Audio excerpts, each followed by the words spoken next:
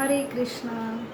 आज महाशिवरात्रि है और आज महाशिवरात्रि के उपलक्ष्य पे हम सारे जो भारतीय है, हमारी संस्कृति में ये प्रथा है कि हम महाशिवरात्रि ये बड़ा उत्सव मनाते हैं और उत्सव का सबसे बड़ा महत्व है व्रत। तो हम व्रत करते हैं और व्रत ये महाशिवरात्रि का क्या महत्व है, तो महत्व जो व्रत का है, जो उपवास करते हैं तो उसका क्या बेनिफिट हमें मिलता है। तो सबसे जरूरी है उपवास। जो हम वास करते हैं, निकट जाते हैं, तो आज महाशिवरात्रि है, ये शिव जी का बहुत ही बड़ा उत्सव है और आज के दिन ही शिव जी लिंग में प्रकट होते हैं आज के रात। और आज के रात ही जो महादेव है शिव जी और जो पार्वती है, तो इनका दोनों का विवाह होता है। तो क्या है महत्व ये व्रत का और कैसे हम इसका ज्यादा से ज्यादा लाभ उठाएं, इसका शास्त्रीय दृष्टिकोण क्या है कि हम व्रत करते हैं हमारे जो बड़े बुजुर्ग हैं घर के, उनके मान्यता के लिए, उनके रिस्पेक्ट के लिए और शिव जी के रिस्पेक्ट के लिए भी हम ये जो उत्सव है वो व्रत के रूप में हम मनाते हैं। लेकिन क्या है सबसे बड़ा जो व्रत का महत्व और जिससे हमें सही में ये आज का त्योहार का महत्व और व्रत का जो लाभ है वो हमें ये दृष्टिकोण जो शास्त्रीय दृष्टिकोण है वो हम आज डिस्कस करेंगे। और शुरू में भगवान जो शिव जी हैं उनके प्रसन्न है, तो यहाँ पे महाशिवरात्रि के निमित्त भगवान शिव के बारे में चर्चा कर रहे हैं। जो भगवान शिव है, आशुतोष है, उनको प्रसन्न करने के लिए एक सिंपल जो बेल का पत्र है वो उनकी पूजा की विधि है। तो ये ऐसे जो शिव जी है, जो आशुतोष है, उनको प्रसन्न करने के लिए सही में हमें उनके बारे में कि ये शिवरात्रि के बारे में पता होना बहुत ही जरूरी है। इसलिए आज महाशिवरात्रि के निमित्त आज विशेष हमारा ये सेमिनार है और इसलिए भगवान के प्रसन्न हेतु, हम गुरु के प्रसन्न हेतु यहाँ पे प्रार्थना आरंभ से शुरू करते हैं और आज महाशिवरात्रि का महात्म्य हम जानने का प्रयास करेंगे। ओम अज्ञानतिमिरान्धस्य ज्ञानाञ्जनशलाकया चक्षुरुन्मिलितं येन तस्मै श्री गुरवे नमः। नमो ओम विष्णुपदाय कृष्णपृष्ठाय भूतले श्रीमते भक्तिवेदांत स्वामीति नामिने। नमस्ते सरस्वती देवे गौरवाणी प्रचारिणे निर्विशेष शून्यवादी पाश्चात्य देशतारिणे। वाञ्छाकल्पतरुभ्यश्च कृपा सिन्धुभ्य एव च पतितानां पावनेभ्यो वैष्णवेभ्यो नमो नमः। जय श्री कृष्ण चैतन्य प्रभो नित्यानंद श्री अद्वैत गदाधर शिवासादि गौर भक्तवृंद। हरे कृष्णा कृष्ण कृष्ण हरे हरे, हरे राम राम राम हरे हरे। मुखं करोति वाचालं पंगुं लंघयते गिरिं यत्कृपा तमहं वन्दे श्रीगुरु दीनतारिणं परमानंद माधवम। श्री कृष्ण चैतन्यम। हरे कृष्णा। आज का महाशिवरात्रि एक विशेष दिन है और फाल्गुन मास का ये जो कृष्ण पक्ष का आज दिन है वो भगवान शिव के लिए जो है विशेष है और उनके लिए ये विशेष पूजनीय ऐसा उत्सव है जो हमारे वैदिक संस्कृति में हम बड़ी धूमधाम से मनाते हैं। और सबसे बड़ा उत्सव का आज का महत्व है कि हम सब व्रत रखते हैं और व्रत सा सबसे जरूरी है कि हमें उनके ब्लेसिंग्स मिलते हैं, वो आशुतोष है, तुरंत प्रसन्न होते हैं। तो प्रसन्न तो भगवान शिव के लिए हम व्रत धारण करते हैं, लेकिन कैसे ये उत्सव सही भाव क्या होना चाहिए, ये क्या क्या घटना आज के दिन हुए हैं और हम किस भाव में, किस मूड में भगवान शिव के पास जाना चाहिए और वैसे हमें ज्यादा से ज्यादा आज के दिन का व्रत का लाभ मिल पाए, इसके बारे में आज चर्चा करेंगे। तो वैसे तो हर जो वैदिक संस्कृति में जो वैदिक गणना है उसमें हर जो मास है उसके 13-14 दिन जो कृष्ण पक्ष के है वो शिवरात्रि के रूप में आती है। लेकिन हर मास की शिवरात्रि और फाल्गुन मास में ये कृष्ण पक्ष में तीसरे 13वें और 14वें दिन में जो शिवरात्रि आती है उसे महाशिवरात्रि कहा जाता है। महाशिवरात्रि का अर्थ है कि इसी दिन भगवान शिव लिंग के रूप में प्रकट हुए हैं और आज के रात ये पृथ्वी पे शिव जी लिंग में हर महाशिवरात्रि में प्रकट होते हैं। इसलिए बहुत ही महत्वपूर्ण है शिव जी की आराधना और शिव जी को प्रसन्न करने का ये दिन है। और इसी दिन ये पृथ्वी जो भौतिक जगत है उसके अधिष्ठाता महादेव और अधिष्ठाती जो पार्वती है, तो ये बहुत ही भौतिक जगत के ये दो प्रमुख जो महादेव है और ये प्रकृति चलाने वाली जो दुर्गा देवी है उनका आज विवाह हुआ है। तो हम भौतिक जगत के जीवात्मा हैं और हमारे जो प्रमुख माता पिता के रूप में शिव जी और पार्वती है। तो अपने माता पिता ये हमारा उगम स्रोत है, वो हमारा सारा संसार चलाते हैं। तो इसलिए हमारा दायित्व रहता है कि हम शिव जी और पार्वती इनके प्रसन्न हेतु आज व्रत रखते हैं। व्रत से भी सबसे महत्वपूर्ण है कि उनके बारे में जानना या उनके बारे में चर्चा करना, शिव जी के बारे में चर्चा करना। तो शिव जी कैसे प्रसन्न होंगे और सही में क्या पद्धति है भगवान को प्रसन्न करने के लिए और सबसे बड़ा क्या लाभ है जो हमें शिवरात्रि के दिन शिव जी के प्रसन्न हेतु प्राप्त होने वाला है। तो यहाँ पे अलग अलग पुराण में स्टोरी आती है, कथा आती है। तो शिव जी ये एक शिव तत्व है जो भौतिक जगत के अधिष्ठाता है।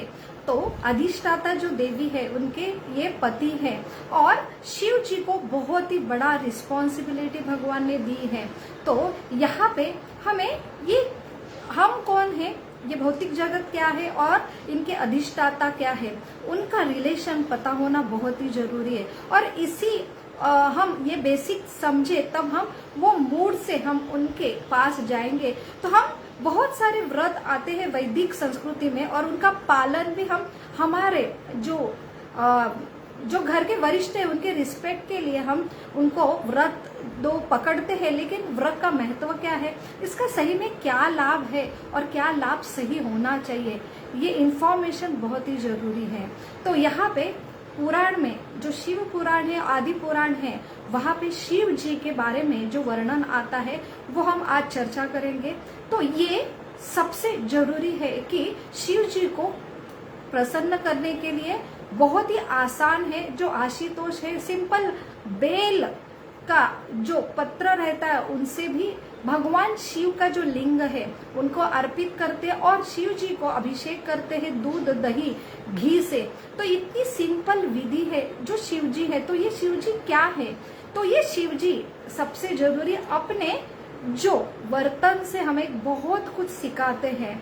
तो हम अपने बुद्धि से अगर शिव जी को समझे तो बहुत ही मुश्किल है, लेकिन जो आचार्य है और जो भगवान के भक्त है अगर उनके हम उपदेशों पर अगर समझने का प्रयास करेंगे शिव जी तत्व क्या है और उनको हम कैसे उपासना करना चाहिए और उनको उनसे हमें क्या मांगना चाहिए, तो सही में हमें लाभ मिलेगा। तो अलग अलग आचार्य की टिप्पणी यहाँ पे महाशिवरात्रि के बारे में हमें प्राप्त होती है। तो सबसे प्रथम हम यही हमें समझ में आता है, ये आशुतोष है जो जल्दी ही प्रसन्न होते हैं और जल्दी वरदान देते हैं और लेकिन जल्दी क्रोधित भी होते हैं। ये भगवान शिव की सबसे विशेष गुण है। तो जल्दी प्रसन्न होते हैं, इसलिए हम देखते हैं कि भौतिक जगत में हम आए हैं भौतिक अलग अलग कामना हेतु, और यहाँ पे हमें ऐसा भगवान ने ये सृष्टि की रचना भी उसी के लिए कि ये जीव मेरे से अलग यहाँ पे अपना अपना जो इच्छा कामना इच्छा पूर्ण करने के लिए आए हैं। तो इसलिए अलग अलग देवता देवता की निर्मित और इसमें महादेव ये शिव जी सबसे जरूरी है कि ऐसे ही भौतिक जगत के जीव है उनको जो कामना है उनके पूर्ति के लिए ये भगवान शिव की निर्मित हुई है और इसलिए वो सब देवों में सबसे जल्दी प्रसन्न होने वाले हैं। लेकिन हमें ये हमारी बुद्धिमत्ता बहुत ही हमें ऐसे देवता प्राप्त हुए कि उनको सिर्फ पता दो और सिर्फ उनका अभिषेक करो वो तुरंत प्रसन्न होते हैं। लेकिन सही बुद्धिमानी है कि उनसे क्या मांगे तो वो हम हमारी बुद्धि से ना मांग के भगवान जो है अगर उनका तत्व समझ में आते हैं, शिव जी समझ में आते हैं तो शिव जी को प्रसन्न करके उनको क्या चाहिए वो क्या हमें देना चाहते हैं, अगर ये हम समझे तो सही में ये महाशिवरात्रि का जो पर्व है वो सफल होगा। तो महाशिवरात्रि में ऐसे ऐसे पुराण में ऐसी ऐसी कथा आती है।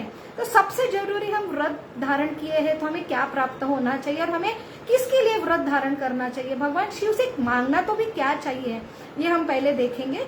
तो एक जो स्टोरी आती है दंत कथा में आती है कि बहुत सारे हम भौतिक जीवात्मा हमें ये चाहिए वो चाहिए, हमारे दिन रात हमारी लिस्ट रहती है और इसके ही लिए हम यहाँ पे अटके हैं संसार में। तो और तमस होने की वजह से हमें सही समझता नहीं कि हमें क्या चाहिए, लेकिन कामना अलग अलग है और वही कामना के पूर्ति के लिए अलग अलग जन्म मृत्यु में हम यहाँ पे अटके अलग अलग शरीर धारण करते हैं। तो ऐसे ही दंत कथा में एक वर्णन आता है कि एक शिव का भक्त था और वो बहुत ही शिव की आराधना करता था और शिव जी को कुछ भी मांगे तो तुरंत देते। ये तो आशुतोष भगवान शिव का विशेषता है। तो ऐसे ही उसने बहुत ही भगवान की शिव की आराधना कर रहा था, शिव तुरंत प्रकट हुए और शिव जी ने बोला कि क्या चाहिए आपको, और तुरंत उसने बोला कि मुझे ना ये भौतिक ऐश्वर्य चाहिए, मुझे मैं दफ्तर जाता हूँ ऑफिस जाता हूँ इतना श्रम है तो मुझे एक गाड़ी दिलवा दो शिव जी और उससे मेरा जीवन बहुत ही आसान होगा। और शिव जी ने तुरंत आशुतोष है वो तुरंत तथास्तु कहते हैं। लेकिन सबसे जरूरी है शिव जी परम कल्याणकारी है, ऐसा कहा जाता है। शिव जी क्यों श्रेष्ठ है, क्योंकि शिव जी ना सिर्फ मानव दानव और देवता तीनों के लिए पूजनीय है। तो दानव जो है राक्षस भूत जो है जो ऐसी योनि है उनके लिए भी ये कौन है, ये उनके पालन करता है।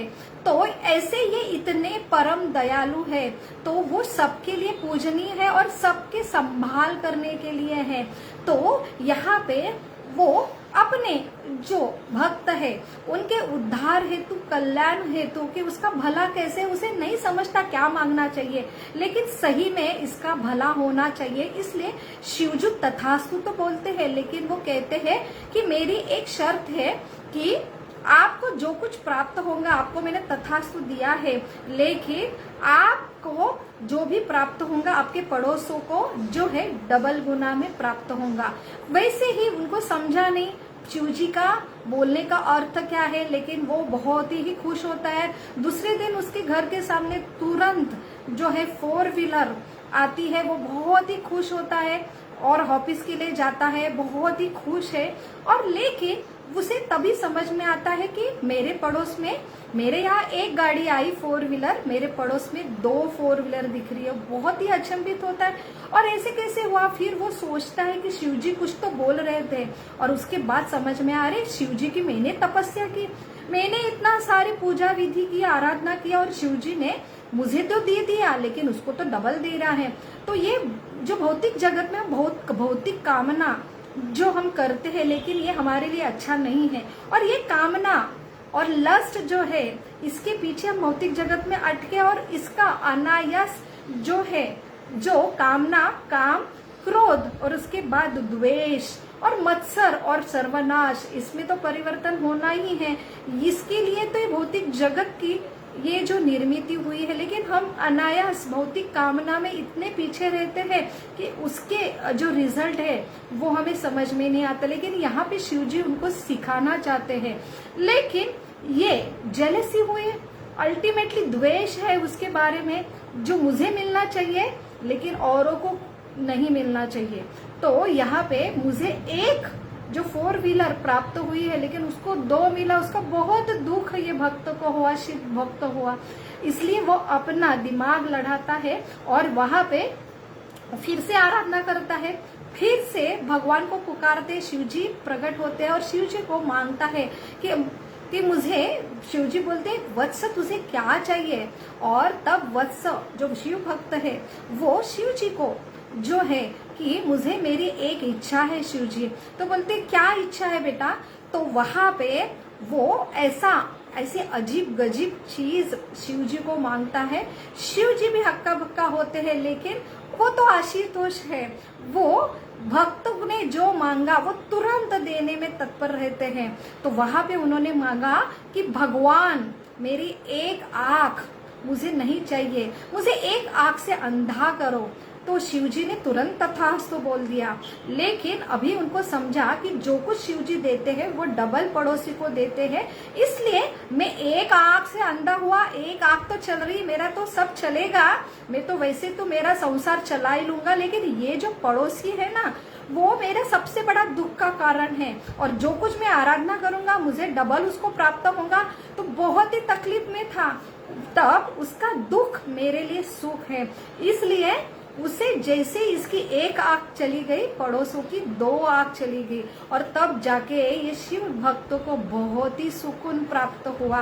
तो ये भौतिक जगत ये ऐसा है, तो हमें भौतिक कामना ये हमारे दिन ब दिन हमारी जो है वो बढ़ती जाती है, और कितना भी हम प्रयास करें, कितनी भी चीज हमारे इंद्रिय तृप्ति के लिए, हमारे भौतिक कामना के लिए मांगे, तो उसका जो फल होता है ये कथा से समझ में आता है। तो क्या है, कैसे भगवान शिव की आराधना करें और क्या मांगना चाहिए, इसका वर्णन पुराणों में आता है। जहाँ पे एक जो शिव भक्त था, उन्होंने शिव जी की ऐसी आराधना की, लेकिन वो बहुत चतुर है, बुद्धिमानी है, उसने शिव जी को प्रसन्न कर लिया। लेकिन शिव जी जब बोले कि आपको क्या चाहिए, तब उसने बहुत ही बुद्धिमानी से जो भगवान शिव को मांगा कि भगवान मुझे ना ये दुनिया का, ये जगत का सबसे ऐसा सर्वश्रेष्ठ वरदान चाहिए।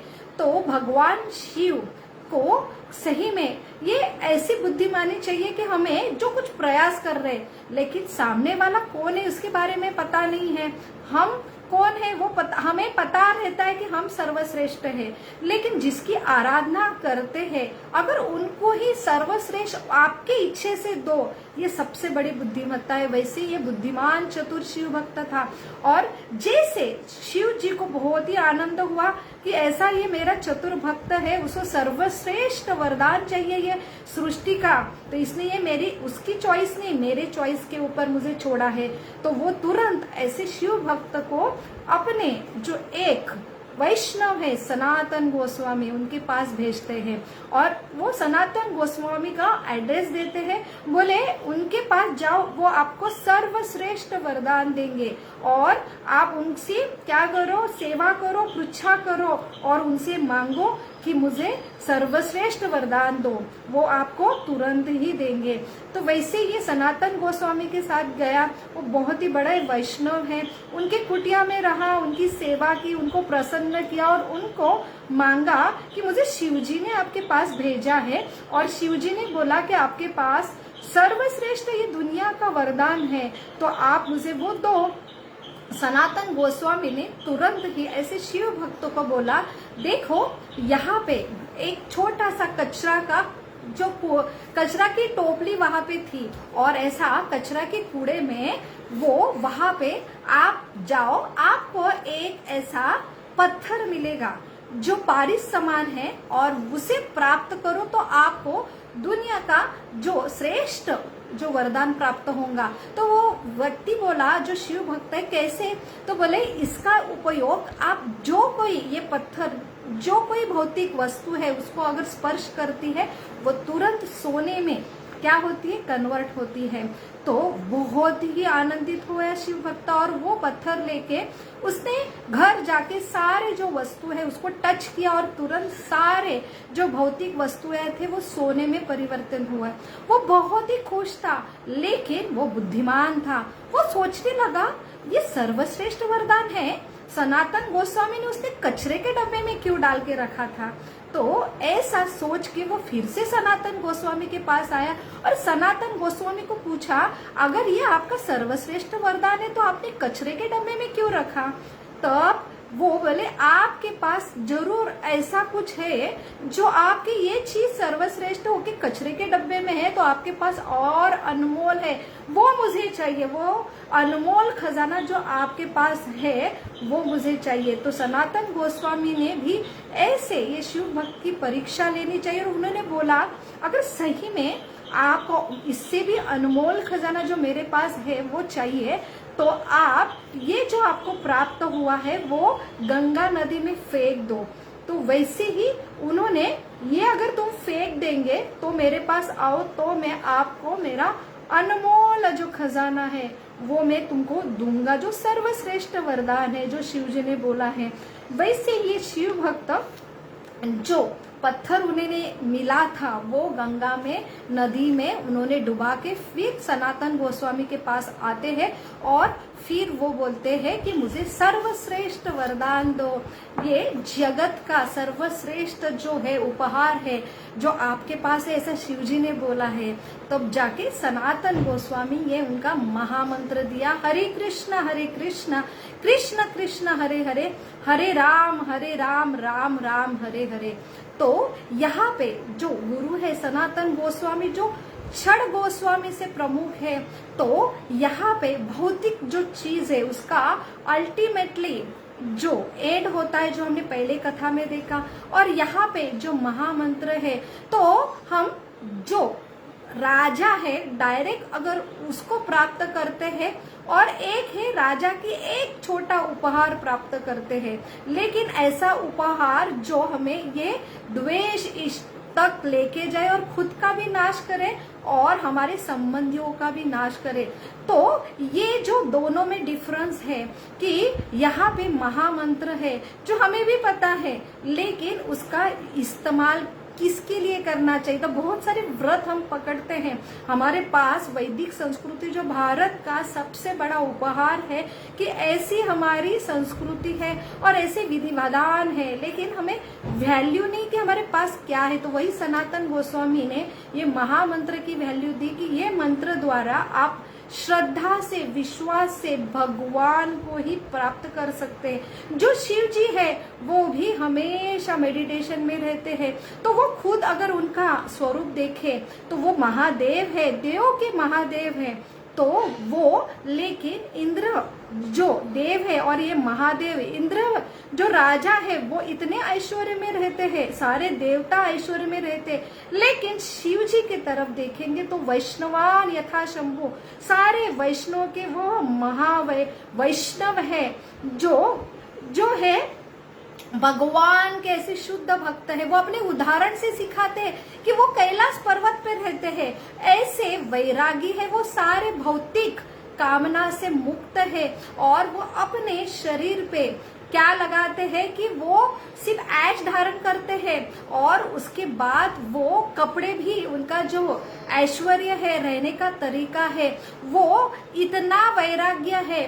और ऐसे अगर उनके ये शरीर रूप से हम देखते हैं कि वो कितना वैराग्य है, डिटैच है ये भौतिक जगत के महादेव होके भी ये भौतिक जगत का ऐश्वर्य वो नहीं उपभोग करते हैं। तो अपने स्वरूप से वो दर्शाते कि भौतिक जगत में सबसे बड़ा उपहार है भगवान के बारे में चिंतन करना, भगवान का सबसे बड़ा वैष्णव और भगवान का उपदेश पालन करना। जो उनका कथा आती है कि जो कथा में हम देखते हैं, जो समुद्र मंथन में जो शुरू में ये देव और दानव के बीच में जो हमेशा हम जीवन भर प्रयास करते हैं, हमें कुछ ना कुछ चाहिए इसलिए तो कर्म करते हैं, उसमें कंपटीशन होती है कि मुझे सर्वश्रेष्ठ बनना है। वैसे ये भौतिक जगत के देवता और दानव, इनके बारे में इन्होंने दोनों ने संघर्ष किया कि बहुत बड़ी उपलब्धि है अमृत की, मुझे अमर बनना है, उसके लिए समुद्र मंथन का आयोजन किया। और शुरू में जो भगवान विष्णु के डायरेक्शन में ये चल रहा था, जिसलिए स्वतः मंदार पर्वत पे ऐसे क्षीर सागर में खुद वासुकी जो सर्प है और भगवान खुद उसके लिए नीचे कूर्म के अवतार में थे और ऊपर अजीत के अवतार में थे। और ऐसे भगवान के डायरेक्शन, क्यों भगवान यहाँ पे सहायता कर रहे, क्योंकि देव और दानव उनकी इच्छा पूर्ति, भगवान जो कुछ है उनके जीवों की इच्छा के लिए काम करते हैं। और जिसमें जो हलाल निकलता है, वो हलाहल जब निकलता है तो दोनों पूरा देवता और दानव दोनों भी उसे सहन नहीं कर पाते हैं और उसको ग्रहण करना तो बहुत दूर की बात है। और पूरा भौतिक जगत ये प्रलय तक जाने वाला था, इतना हलाहल विष निकलता ही जा रहा था, पूरी सृष्टि नष्ट होने वाली थी। तब भगवान विष्णु ने अपने जो वैष्णव, सबसे महान वैष्णव भक्त जो है शिव जी को पुकारा और शिव जी ने भी अपने अर्धांगिनी को परमिशन मांगा और उसको ग्रहण किया और उनका नाम नीलकंठ पड़ा। वो अपने व्यवहार से दिखाते हैं कि वो शिव जो अपने भगवान की आज्ञा है और सबसे जरूरी ये जीवात्मा के लिए करुणा है, उनमें कंपैशन है, ये सृष्टि को बचाने के लिए, और इनका दायित्व है उनको संभाल करना। उसके लिए उन्होंने इतना हलाहल विष ग्रहण किया है और इसलिए वो उसी दिन से वो अपने गले में सर्प उनके गले में धारण करते हैं और माथे पे चंद्र ग्रहण करते हैं। ऐसे अलग ही फॉर्म में ये शंभु कहलाने वाले शिव जी ये अपने आचरण से हमें सिखाते हैं और हमेशा वो मेडिटेशन में रहते हैं। तो वैसे एक दिन पार्वती माँ उनको पूछी कि आप किसके ध्यान में रहते हैं, तो वहां पे वो कहते हैं कि मैं हमेशा राम नाम जो भगवान है मेरे, उनके मैं उनका स्मरण करता हूँ, उनके चिंतन में रहता हूँ। तो ऐसे ही महान वैष्णव, लेकिन हम अचंभे में पड़ते हैं कि हमारे बुद्धि से तर्क लगाते कि कौन बड़े, शिव जी बड़े कि राम बड़े, शिव जी बड़े कि विष्णु बड़े। लेकिन हम हमारे तर्क से ढूंढना चाहेंगे तो हमें ये समझ में नहीं आता है और हम अपराध कर बैठे हैं। क्योंकि रामायण में हम देखते हैं कि भगवान राम जब धरती पे अवतरित होते हैं तो भगवान रामेश्वर जो भगवान शिव है उनकी आराधना करते हैं। तो यहाँ पे हम कंफ्यूज होते हैं, शिव जी बोलते मेरे भगवान राम है और जब भगवान राम ये धरती पे आते हैं तो वो शिव जी की उपासना करते हैं, तो हम कंफ्यूज हो जाते हैं। लेकिन हम पुराणों में आचार्य से टिप्पणी से अगर हम समझते तो आचार्य कहते हैं कि ये जो शिव है तत्व है, विष्णु तत्व है, वो एक दूसरे से अभिन्न है। जो ब्रह्म संहिता में वर्णन आता है कि क्षीरम यथा दधि विकार विशेष योगात् संजायते नहीं पृथक पतस्ति है, तो यम शंभुताम तथा समुपेत कार्यात् गोविंदमादि पुरुषम तमहम भजामि। ये दूध और दही जैसा है, दूध जो भगवान है और दही ये शिव तत्व है, तो भगवान ही विस्तार करते हैं। तो जैसे दूध से दही प्राप्त होता है वैसे ही भगवान से ये विस्तार रूपी शिव जी का ही विस्तार है। तो भगवान और शिव ये अलग अलग नहीं है और इनको हम डिफरेंट करना और इनको हम हमारे तर्क की बुद्धि से पूछना ये भी बहुत बड़ा अपराध है, दोनों को अलग रूप में रखना। तो भगवान ये विस्तार करते हैं, तमोगुणी ये रुद्र धारण करनारे शिव जी है, वो ये सृष्टि का संहार करते हैं, जो भी बहुत आवश्यक है भौतिक सृष्टि का सृजन और उसके बाद उसका विघटन। तो ये क्योंकि ये सही ओरिजिनल घर नहीं है, यहाँ पे जीवों को डाला जाता है, तो यहाँ पे विघटन होता है, प्रलय होता है। तो एक जीव जो गलती से अपनी स्वतंत्र इच्छा, जो स्वतंत्रता का दुरुपयोग करे और इच्छा जो धारण करते अलग अलग काम, इच्छा जो भगवान से अलग होके इंद्रिय तृप्ति भोग करने की इच्छा, इसलिए भगवान पिता है और उनके पुत्र के संतुष्टि होती और स्वतंत्र है हर जीव, उनके लिए यहाँ पे निर्माण होता है ऐसे भौतिक जगत का। और ये भौतिक जगत क्या है वो और टेम्पररी है, अशाश्वत है और बार बार विघटन ये एक जीव को ये एक जीव को फिर से अपने परमानेंट धाम तक लाने का ये भगवान की योजना है। उसके लिए सारे देव देवता उनको सहायता करते हैं। तो हमारा कर्तव्य है, हमारे जो सारे देव देवता है उनका रिस्पेक्ट करना है और हमने पूजा विधि करना है, लेकिन उनसे कुछ भी मांगना नहीं है। तो उनको सिर्फ वो मांगना है कि हमारे लिए जो श्रेष्ठ है वो हमें दो। और भगवान शिव को देख के हमने उनसे सर्वश्रेष्ठ जो वरदान है कि वो वैष्णव है, तो हमें भी भगवान का वैष्णव बनाए और हम वो उनका ब्लेसिंग है सबसे बड़ा कि ऐसे वैष्णव को हम रिस्पेक्ट करें, विधि करें, प्रसन्न करें। तो हम भी जो भगवान की भक्ति है, जो हमारा मूल तत्व है कि भगवान की सेवा करना, तो हरि हरायण जो मिलन है उसमें हमें समझ में आता है कि जब भगवान शिव ये सती के वियोग में जाते हैं, सती का जो शरीर त्यागते हैं सती, उसके बाद उनके वियोग में वो ध्यान में चले जाते हैं, तब सारी जो सृष्टि है, तो यहाँ पे एक जगह पार्वती जो जन्म लिए है सती के बाद, फिर से अपने जो पति को पाने के लिए पार्वती के रूप में हिमालय की पुत्री में वो यहाँ पे तपस्या कर रहे ब्रह्मचारिणी के रूप में। और उनकी इतनी तपस्या से पूरा भौतिक जगत एकदम तप रहा है। और यहाँ पे एक तारकासुर नाम का जो राक्षस है उसने इतना जो हंगामा किया था। क्योंकि जो देवता है, महादेवता है, वो मेडिटेशन में चले गए, वो कोई भी अभी काम कर्तव्य नहीं कर रहे। और देवता जो है उनको जो कंट्रोल करने के लिए तारकासुर ने तपस्या की, ब्रह्मा जी को प्रसन्न किया और इनके ऊपर राज करने के लिए उन्होंने अमरत्व मांगा। और ब्रह्मा जी ने बोला कि मैं भी अमर नहीं हूँ, आपको कैसा मैं अमरत्वता वरदान दे सकता हूँ। तब शर्त रखी कि मुझे शिव जी का जो पुत्र होगा उससे ही मैं मार सकता हूँ, अन्यथा कोई मुझे देवता, दानव, मानव कोई भी मुझे मार ना सके, ऐसा वरदान वो प्राप्त करता है।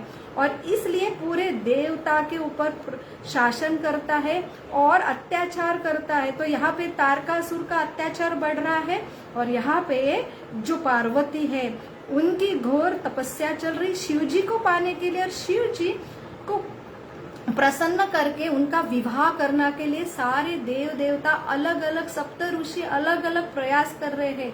और उनके ही दोनों की विवाह से जो पुत्र उत्पन्न होगा कार्तिकीय, उनके हाथ से ये तारकासुर मारने वाला है। तो यहाँ पे जो रति है कामदेव, वो भी प्रयास करते हैं कि शिव जी का ध्यान भंग हो और शिव जी को इच्छा हो कि वो विवाह करे। तो वहां पे भगवान जो इतने ध्यान में मग्न है, शिव जी अपने स्वामी के ध्यान में, और वो अभी तुरंत जैसे भगवान से हम शिव जी से ये सीखते हैं कि कैसे हमने ध्यान करना चाहिए। तो यहाँ पे ऐसे जो डीप मेडिटेशन में है और उनका स्वरूप एक रुद्र अवतार में है वो। तो यहाँ पे उनको उनका मेडिटेशन भंग करने के लिए, उनकी काम चेतना जागृत करने के लिए स्वयं कामदेव और रति उनके सामने जो है नृत्य करते हैं, काम बाण फेंकते हैं।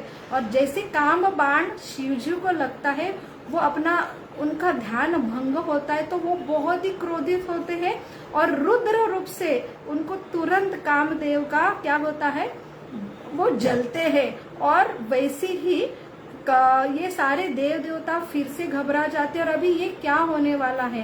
तब जाके विष्णु जी स्वयं अपने जो स्वामी है विष्णु और भगवान शिव उनका भक्त है, वो उनके ध्यान में है, तो स्वतः प्रकट होते हैं और अपने भक्त के चरणों में गिरते हैं और उनके आंसू निकलते हैं कि ये कितना मेरा ऐसा भक्त है। वो थोड़ा भी विचलित नहीं होता है, वो अपने स्वामी के ध्यान में, सेवा में इतना कर्तव्य दक्ष है और इतना वो उनका एक रूप है। तो जैसे अपने स्वामी का स्पर्श जो आंसू से होता है शिव जी को, वो आंखें खोलते और स्वामी को देखते हैं विष्णु को, तो वो भी रोने लगते हैं। तो एक है हरि जो विष्णु हरा है, शिव जी हरि हरा का मिलन देख के वो शिव जी को, विष्णु को बोलते हैं, आप तो मेरे स्वामी, आप खुद क्यों आए अपने सेवक के पास, मुझे एक आज्ञा देते तो तुरंत मैं आता हूँ, तो आपकी जो इच्छा है तुरंत मैं पूर्ण करता हूँ, आपको यहाँ पे आने की जरूरत नहीं। तो इनसे ये एक स्वामी है, वो खुद को स्वामी नहीं मानते लेकिन अपने सेवक को स्वामी मानते हैं और उनकी सेवा के लिए तत्पर है। और एक सेवक है वो हमेशा स्वामी को सेवा में, उनके ध्यान में तत्पर है। ऐसा है एक आदर्श स्वामी और आदर्श सेवक का जो मिलन है वो हमें दर्शाता है कि हम कैसे मूड में भगवान की और ये शिव जी की उपासना करना चाहिए। तो यहाँ पे हमें शिव जी खुद अपने उदाहरण से सिखाते हैं कि हमने ये भौतिक जगत में आए हैं लेकिन हमने भगवान की आराधना करनी चाहिए और हमने भौतिक कामना की इच्छा न करके भगवान जो उनके प्रसन्न हेतु काम करना चाहिए वो। और हम कैसे वैरागी रहे, डिटैच रहे, तभी हम भगवान के ऊपर ध्यान कर सकते हैं। तो इतने बड़े महादेव हैं, उनका जो कथा आती है रावण की, रावण के जो पिता थे विश्रवा और जो माता थी कैकेश्री, वो एक बड़े ब्राह्मण थे। और ऐसी ही हर जो नारी है वो चाहती है, अरे तुम तो महादेव है, हमारे सारे देवता जो हमारे अंडर है वो इतने बड़े बड़े महल में रहते, मुझे भी बड़ा महल चाहिए। वो ऐसी जीत करती है। जैसे जो पत्नी हट्ट के लिए शिव जी क्या करते हैं, बड़ा महल जो सुवर्ण का महल है, जो किसी देवता के पास नहीं है, तीनों लोकों में नहीं, ऐसा धारण करते विश्वकर्मा के द्वारा। और ऐसे बड़े जो महल है, सबसे दिव्य महल है, उसके जो है पूजा विधि के लिए है वो आमंत्रित करते हैं। वो जो पंडित है, जो रावण जी के पिता है विश्रवा, और उनके साथ उनकी पत्नी भी आती है कैकेश्री। लेकिन ये कैकेश्री जो आसुर फैमिली से रिलेटेड है और आसुर तत्व रहते हमेशा, किसका अच्छा देखा तो वो तुरंत मुझे चाहिए, और यही भावना में वो आती है। यही उनका भाव रहता है कि कोई भी सर्वश्रेष्ठ भौतिक चीज देखे कैसे मैं उसको प्राप्त करूं, छीनूं। ये वो इतना सुंदर महल देखते क्या होती, उसकी इच्छा होती कि मुझे ये चाहिए।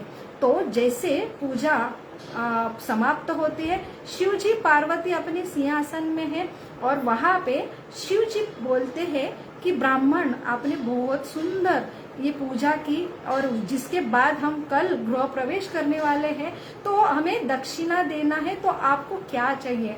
और ये कैकेश्री अपने हृदय में जो कामना है कि मुझे ऐसा महल चाहिए, तो अपने पति को वो कहती है कि मुझे आपको देना है, तो उनको दक्षिणा के रूप में ये महल ही मांग लो।